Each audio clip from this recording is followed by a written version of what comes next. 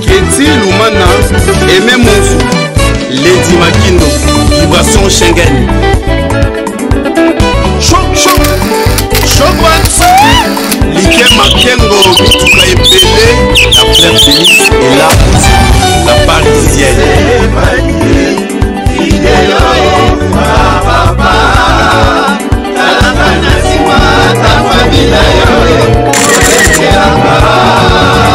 Emi chéri pointé sans bomba wanaba.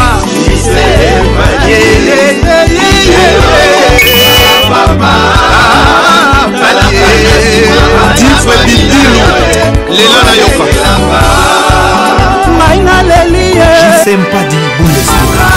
J'aime pas dire Bundesliga. Vous sabona, merci.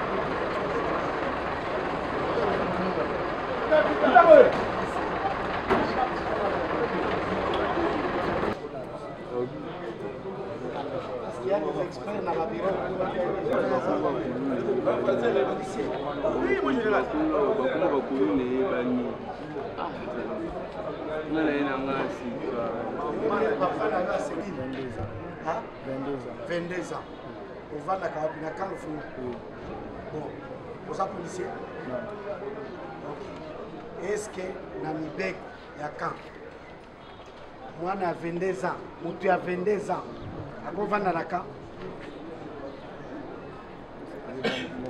Na tout n'y répondre. Non. Hein? Non.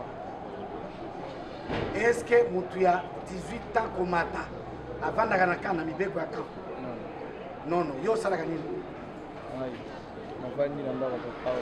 Et pour la nini, au Bundisi police, tant que Bundisi police, parce que au Kangeli Bangonanda, yo, aux âmes Tamibek. Nini no Kangela police Nanda.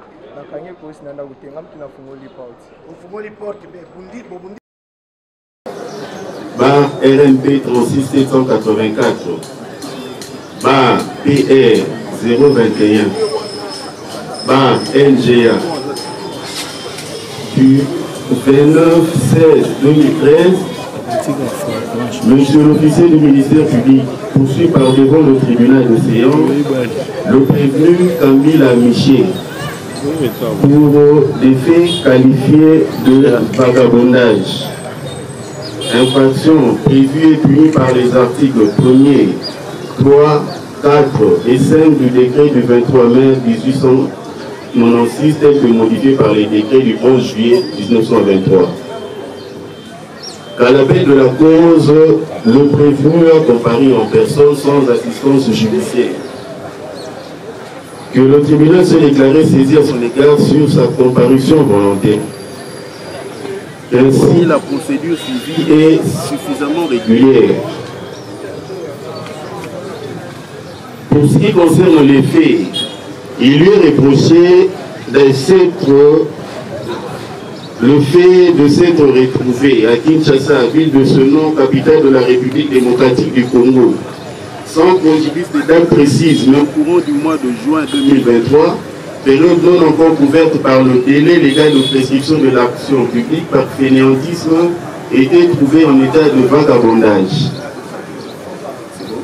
Interrogé sur les faits mis à sa charge, l'intéressé a soutenu qu'il a été arrêté pendant qu'il s'est rendu à la pharmacie pour l'achat des produits en faveur de son fils, de l'un de ses enfants qui était malade. Cependant, le tribunal relève que tels sont les faits de la cause. En droit, dans son réquisitoire, l'organe de la loi a sollicité du tribunal de dire établir en fait comme en droit la prévention mise en charge du prévenu et de l'en condamner à la mise à disposition du gouvernement pour une durée de 7 ans. En droit, le tribunal relève que la disposition précitée, à savoir le décret du 28 mai 1896 tel que modifié par les décrets du 11 juillet 1923, en ses articles 1er, 3, 4 et 5, dispose que tout individu trouvé en état de vagabondage ou de mendicité sera arrêté et traduit devant le tribunal compétent. La même loi précise que le tribunal vérifie autant que possible l'identité, l'âge, l'état physique, l'état mental, le genre de vie des individus traduits en justice, du chef du vagabondage et de mendicité.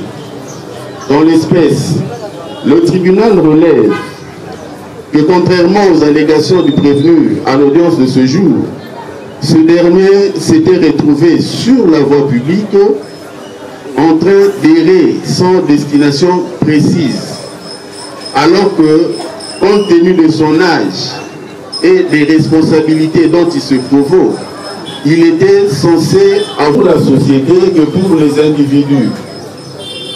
Au regard de ce qui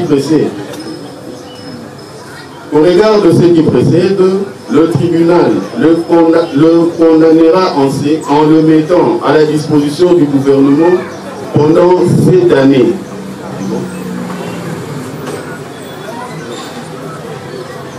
Et il mettra les frais de la présente instance à charge du même prévenu. Par ces motifs, vu 23 mai 1986, tel que modifié par le décret du 11 juillet 1923, plus spécialement ces articles 1er, 3, 4 et 5, le ministère public entendu dans ses réquisitions condamne le ci-devant prévenu à être mis à la disposition du gouvernement pour une période de 7 ans. Avec le concours de Madame l'officier du ministère public, Madame Balekouta et Chama, et l'assistance de Monsieur Bolengo, bienvenue.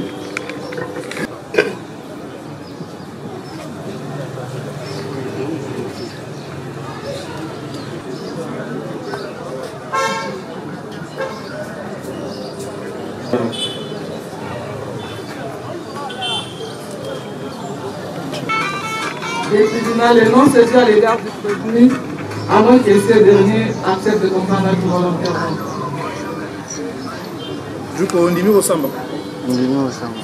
Acte, monsieur le préfet, sur comparution volontaire du prévenu, le tribunal se déclare valablement saisi. Le tribunal passe à l'identification du prévenu. Duke, au ça, madame la comment on a comment on a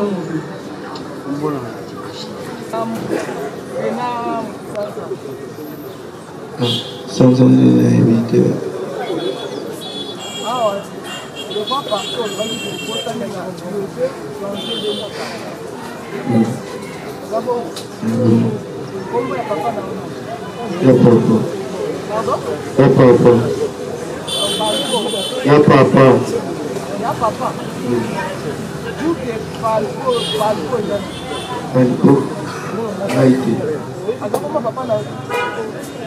Ya papa, il est papa.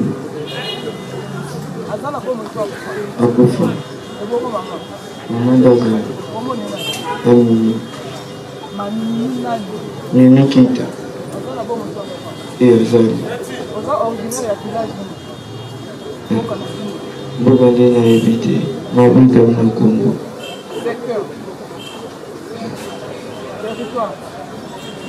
Non, province.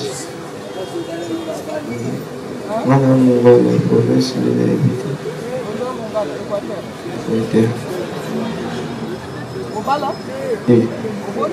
Et le montagne. Non, non, montagne. Non, montagne. Oui. Ma femme a sa maman. Venir à l'Église.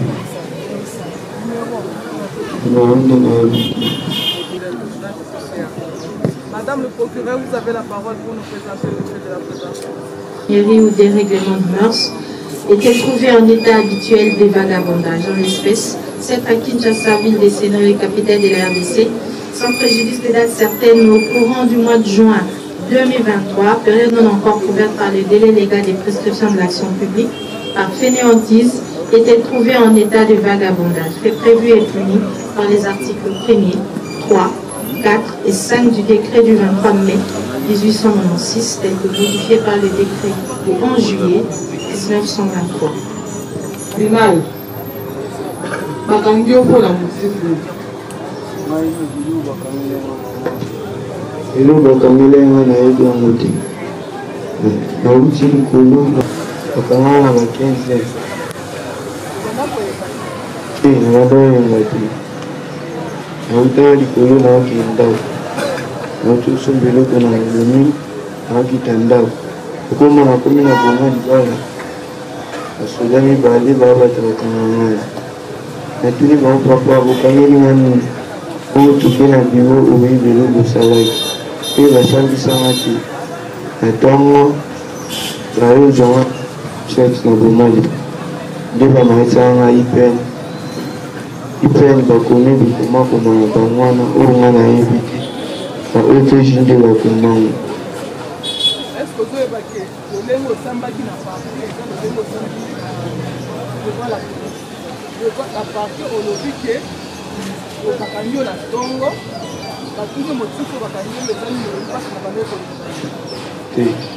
Oui. Maman.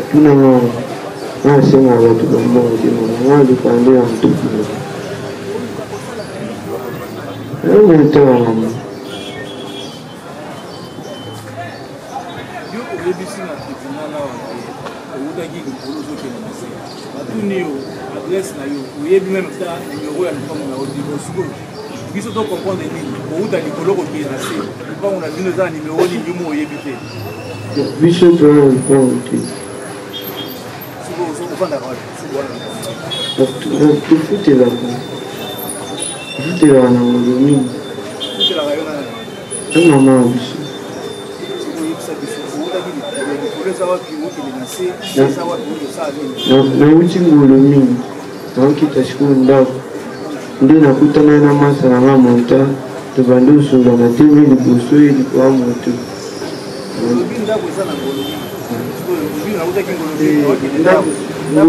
ngolo mingi eya lokwa quartier ka moma libala nde vela ndako na biso vai na boma libala na quartier ya Lingim avenue ya Lingim vana na boma libala ngolo mingi ezaka lokwa wenga kendaka na sombelo jour yango mpe nabulaka te epi osomba eloko yango osomba eloko yalia papa yango osomba mwa biloko yalia na kolamba na baleki na ngai nde mpe bakanganga ti lelo bati yango ndako 37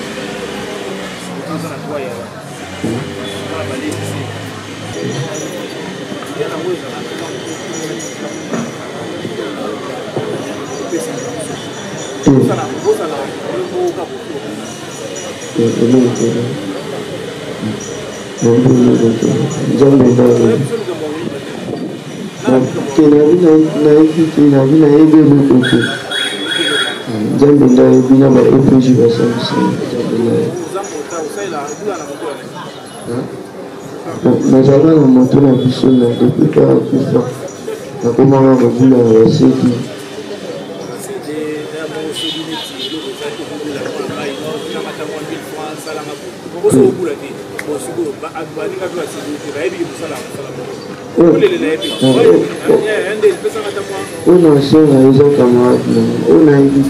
Vous avez la parole pour votre réquisitoire.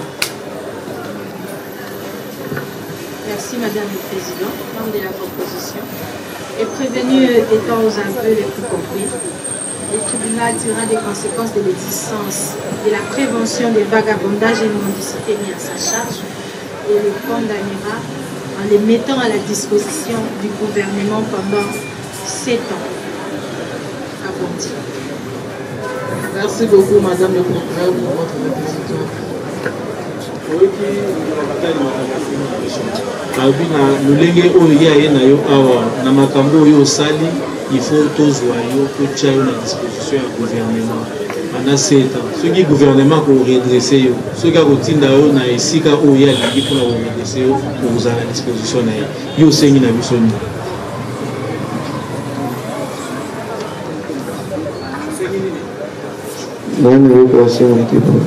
papa mama ndeko mwasi mpe ndeko mobali nayeli bino sango ya kitoko awa na njili na quartier 5 botuna ngai nini kasi ezali bongo sango malamu ya Flotte Hotel la Bénédiction awa na quartier 5 na njili ozali bongo na mikili ya poto na France na Allemagne na Canada to mpe na Belgique tala bisika ya kosala séjour na yo yango yo Flotte Hotel la Bénédiction bokosamaki mingi na ba Flotte Hotel ya babintekwa kasi tala Flotte Hotel la Bénédiction eyeli bino bachambre ya kitoko mpona kolala pongi kasi awa na Flotte Hotel la Bénédiction bandeko bondimelanga ndenge bozali komona na bilili azali na bakamera surveillant oyo soki moyiba alingi koya to mpe criminel yango moko ekozala detete bokozala mobimba intervention ya la police bokanisi esili esila jamais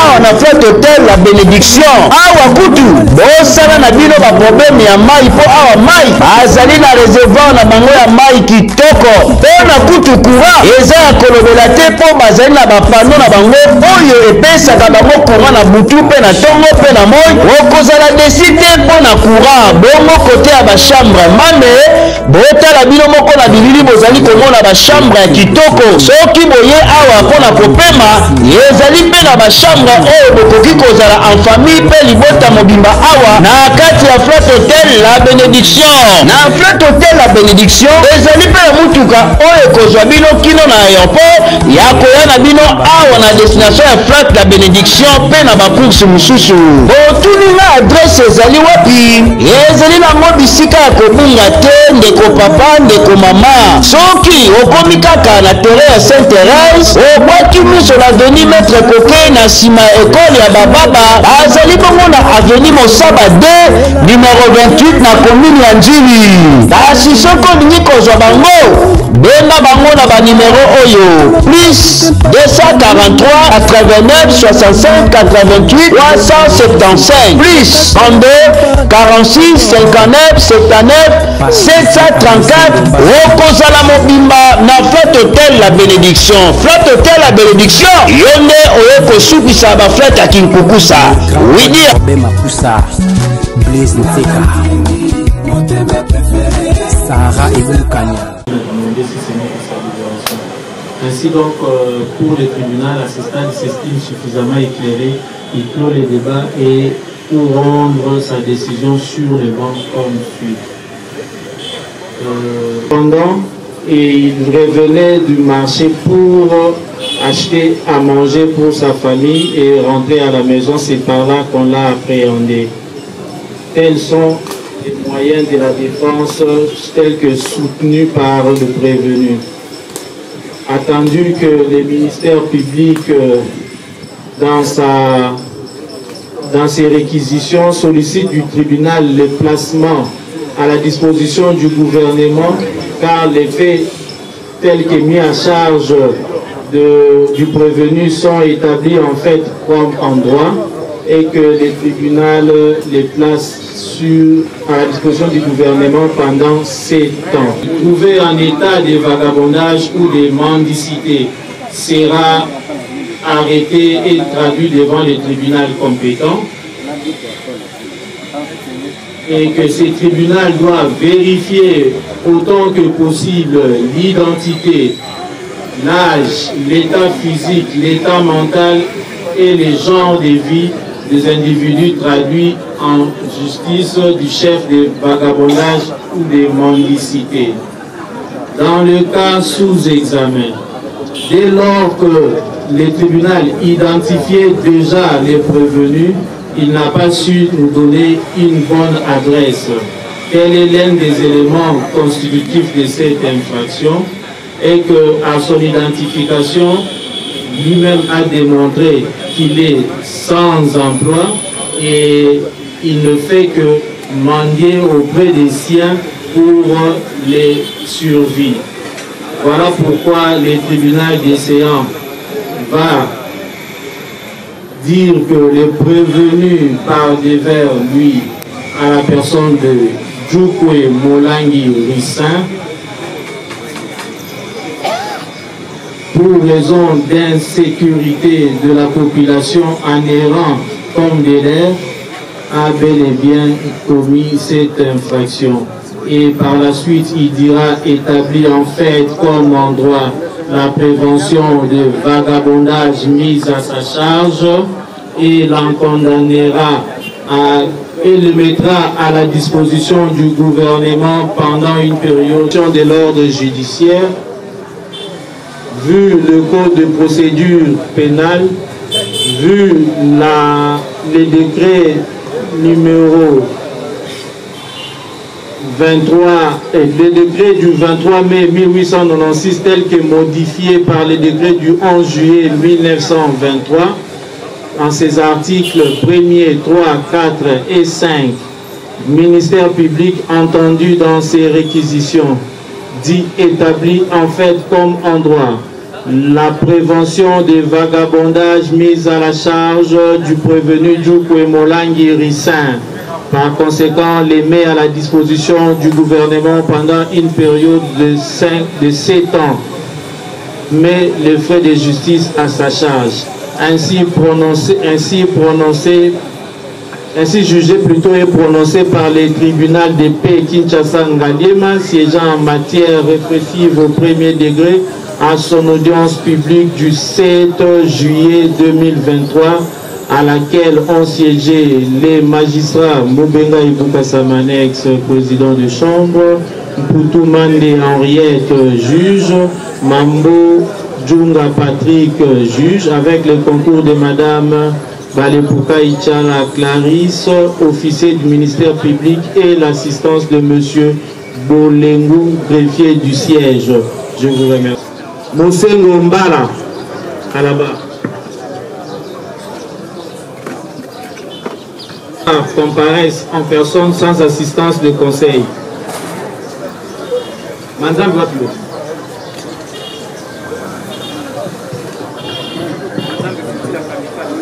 Oui. Oui. Micro.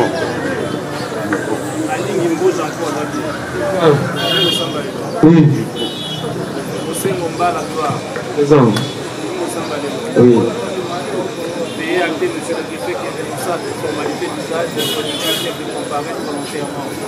Quelle est la saisie du tribunal à l'heure égale pour le et donc le tribunal va passer à l'heure Madame Bouti la capitale. Oui, oui. Oui. Il est en allié.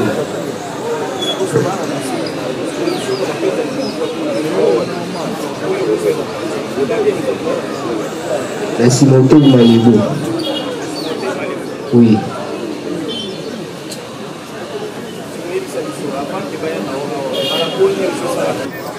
C'était pénéluvière.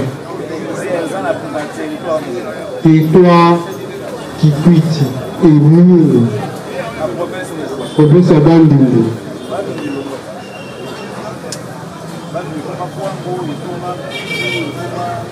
Province à Kwilu.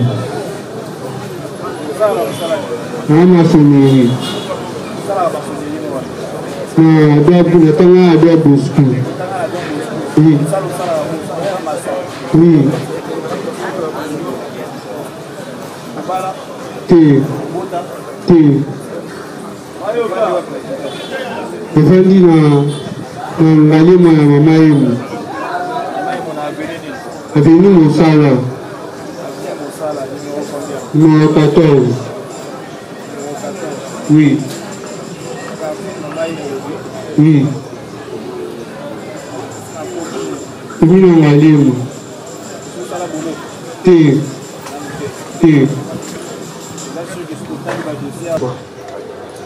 Bon. Et qu'est-ce que c'est? Le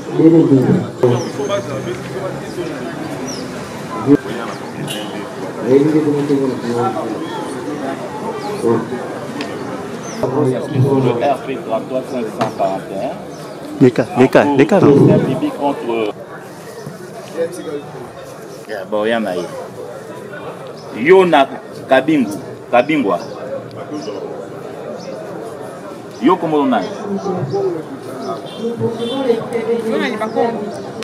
Ministère public contre le prévenu Iboula Bella Esaïe, appliquant la peine de la cause. Iboula Yapa. Sans formalité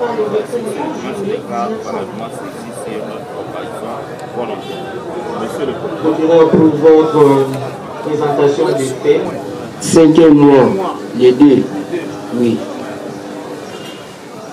Tine bako kutangana mbongo na mabuku. Bakangaki yo les deux na 5e mois. Mpona kobotama oyebi na ote so obotama na mwa nini. Siko to comprendre nini. Naka buyi na yo. Naka buto na yo.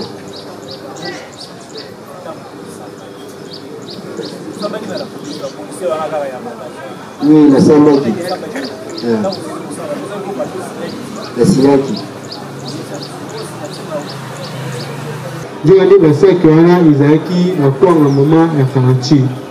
Ate makwanga aye putanga liboso ya porte. Ate eleso 40 kwanga. Ate singa 5,000. Pokita akiti na se. Mama wana tshazwa makwanga bamonaki.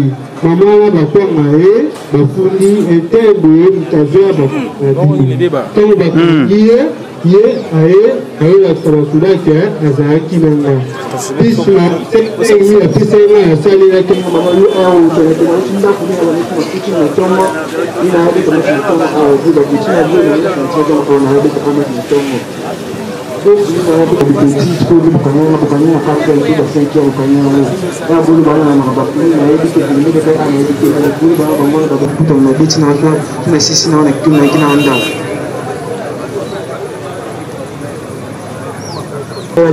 kusanga pour aller dans la station balesi na moni siko ya na pesa kuna na sodo za na famille na bango bango balende na moni bango bango lambu na moni bango bango na lamba nka kamera o moni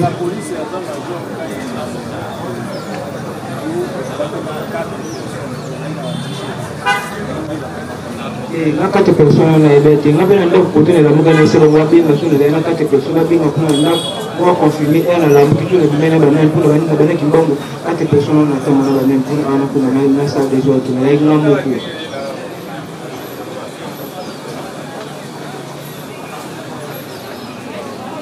c'est ma famille tout dans le bureau de Kenoko. Vous avez l'expérience sur le bima à 5 heures.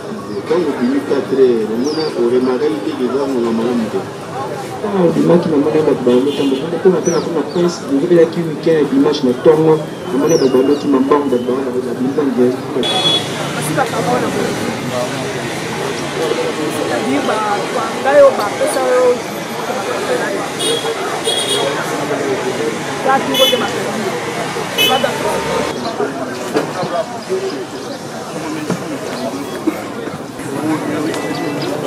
de règlement de mœurs était trouvé en état habituel de vagabondage. En l'espèce, il a acquis sa seule ville de Chambon, capitale de la République démocratique du Congo, sans préjudice de date certaine, le mouvement du mois de juin 2023. D'ailleurs, bien sûr, encore couverte par le délai légal de la prescription de la scientifique. La fainéantise a été trouvée en état de vagabondage. C'est prévu aux articles 1er, 3, 4, 5 des traits du 3 mai 1896, tel que modifié par les décrets 11 juillet 1928.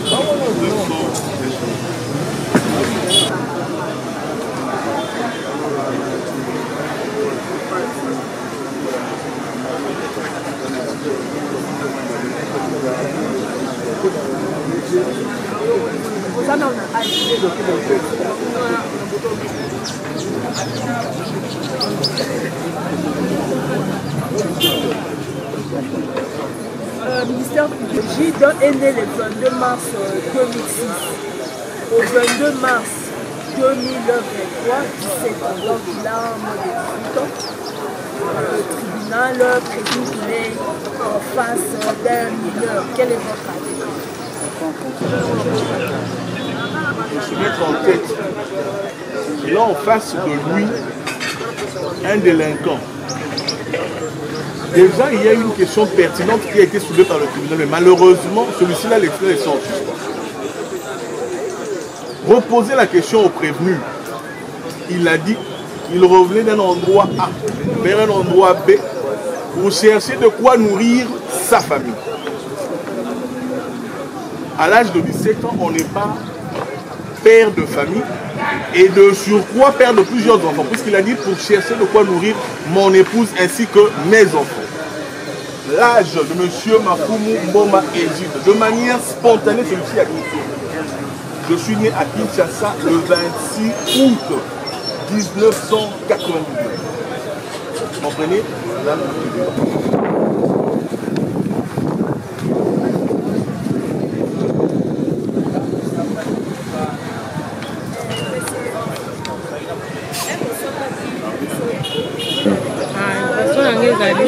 En tout cas, bakeni bana mabe banyokoli biso makasi bana za na direction ya sebo mais 21 heures eza mingi mpona biso mawa mpenza mpona biso donc bakende donc esika bango bakokende toza kuna mposa komona bango te so bakoke koboma bango baka mpona wana mpenza mokonzi na biso apesi ide moko ya bien mpo tomonaka bango boye bakende mpenza asali ide moko ya bien bakangi bango baye na bango bazosamba tomoni bango na suka nango bakei mpona wana mpenza promese na biso asali ide moko ya bien maka tala baninga ndenge bakomi babenda mpena bana na bango matoi oyo amoni mwana nde azosala mabe avandisa ye ateya ye soki ayoki te akokende kaka bavandisa bana na bango bateya bango yoka sika boye sala boye soki aboyi bakende toza na mposa na bango te okosamaki mingi na bakekeleri eutaki kukusa kasi tala mama Joséphine ayeli bino kekeleri awa na nzele okozala lisusu na baproblème te ya kosomba biloko mpo na botongi ndako. Mama Joséphine esi aye. Papa mama ovandi na ntsele, ovandi na maluku, na yo mpe ndeko électricien, tala quincaillerie oyo okoki kosomba biloko ya kalite. Ezali bongo quincaillerie Jika. Kasi na quincaillerie Jika bazali koteka biloko ya kalite lokola amarto, basorte nyonso ya sete oyo koluka.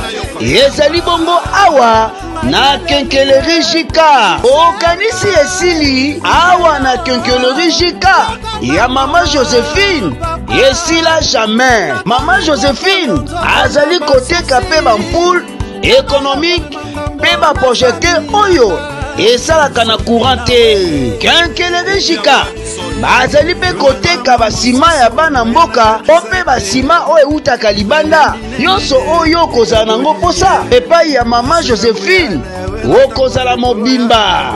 Azali mpe koteka bapeinture ya original, okokomprendre te ndeti ozali na poto.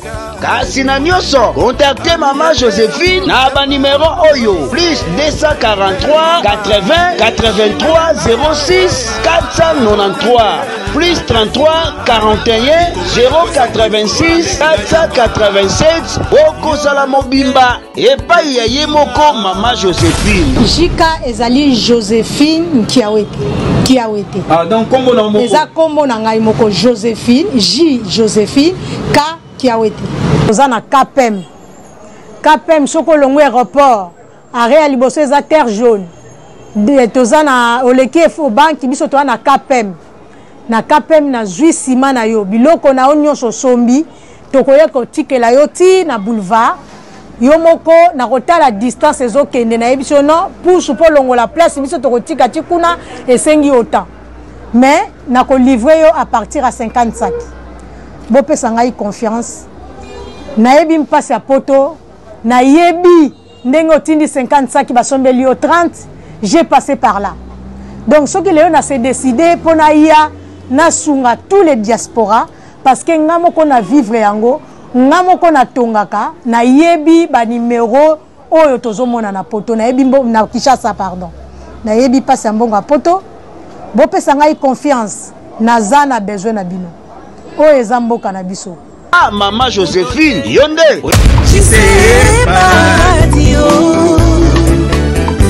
Keti Lumana, Aimé Monzou, Lady Makino, Vibration Schengen. Choc, choc, choc, Liké Makengo, Bituka Epele, la Fleur Félix.